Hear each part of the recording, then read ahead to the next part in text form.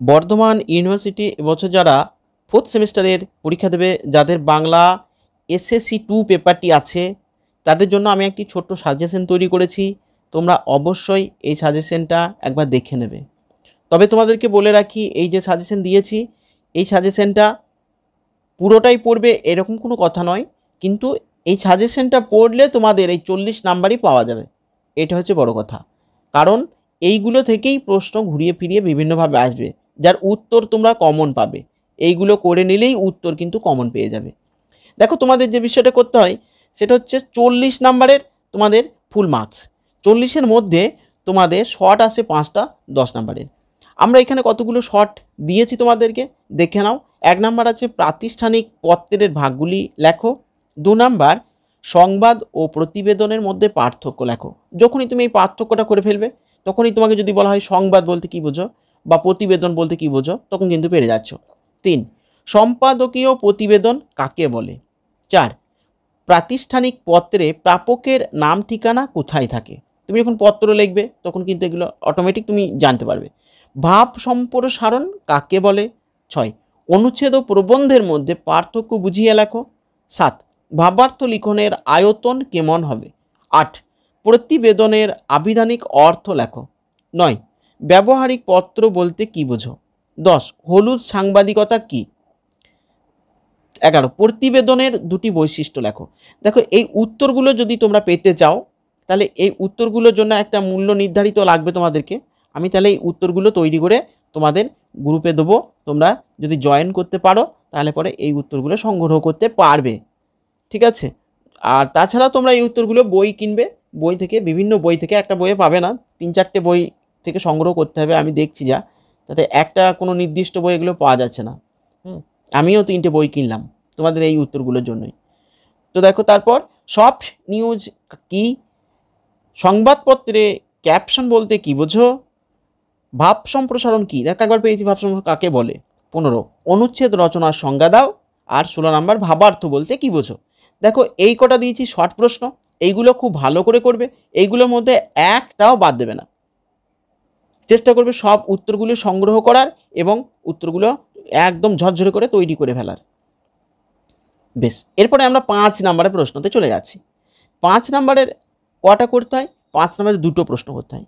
দেখো, 1 নাম্বার আছে, গ্রামের গ্রন্থাগারে বইয়ের সংখ্যা বৃদ্ধির দাবিতে গ্রন্থাগারিককে একটি আবেদনপত্র লেখো। এই আবেদনপত্র বিভিন্ন রকমের হতে পারে, কিন্তু তোমরা যখনই এইটা আবেদনপত্রে একটি লেখা অভ্যাস হয়ে যাবে না, তখন আশেপাশে বইয়ে দেখবে আগে পাতা পরের পাতায় আর কি চাইছে, সেগুলো একটু দেখে রাখবে। তাহলে কিন্তু তোমাদের আর কোনো অসুবিধা হবে না। তবে একটা করে মুখস্থ করে রাখতেই হবে, যাতে পরেরগুলো তোমরা সুন্দর করে গুছিয়ে লিখতে পারো। 2, স্থানীয় মেলা নিয়ে একটি প্রতিবেদন রচনা করো। একটা যে কোনো প্রতিবেদন রচনা করার অভ্যাস থাকলেই তুমি কিন্তু মেলা নিয়ে একটা প্রতিবেদন লিখে দিতে পারবে। তারপর শীতকাল বিষয়ে একটি অনুচ্ছেদ রচনা করো। অনুচ্ছেদ সম্পর্কে তোমার জানা থাকলেই শীতকাল বিষয়ে একটা অনুচ্ছেদ অবশ্যই লিখে দিতে পারবে।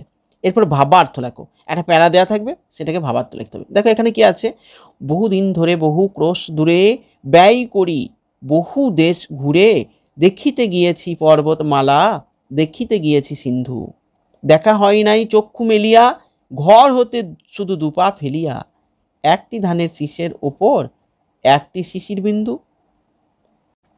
বেশ, এরপরে দেখো 5 নাম্বার, ভাবার্থ লেখার সময় কি কি বিষয়ের ওপর গুরুত্ব দেওয়া দরকার। যে এই যে নিয়ম বা রুল, এই নিয়মগুলো যদি তোমরা জেনে ফেলো, তাহলে ভাবার্থ লেখা তোমাদের কাছে কোনো ব্যাপারই নয়। তারপর অনুচ্ছেদ রচনার নিয়মগুলি যদি জেনে ফেলো, অনুচ্ছেদ লেখা তোমাদের কাছে কোনো ব্যাপারই নয়। তাই এগুলো প্রশ্নের মধ্যে আছে, প্রশ্নও তৈরি হয়ে গেল, উত্তর পেয়ে যাচ্ছ। উত্তর আমি দিয়ে দেবো যদি তোমরা চাও, তাহলে উত্তর হয়ে গেল। এই উত্তর থেকেই তোমরা আরও 5টা কেন 50টা নিজের ভাষায় ওই উত্তরকে অনুসরণ করে তোমরা লিখে দিতে পারবে। শুধু প্রশ্নটা একটু ঘুরিয়ে আসবে, কিন্তু উত্তর তোমাদের জানা থাকলে প্রশ্নটাকে কমন মনে হবে। উত্তর জানা না থাকলে, উত্তর যদি তোমরা মুখস্থ না করো, উত্তরটা যদি পকটস্থ করো, তাহলে কিন্তু এই প্রশ্নের সঙ্গে উত্তর কমন পাওয়ার সম্ভাবনা অনেকটাই কম, শুধু 5 মার্কসটাই পাবে। তাছাড়া তোমরা যদি উত্তর মুখস্থ করো 100% কমন পেয়ে যাবে।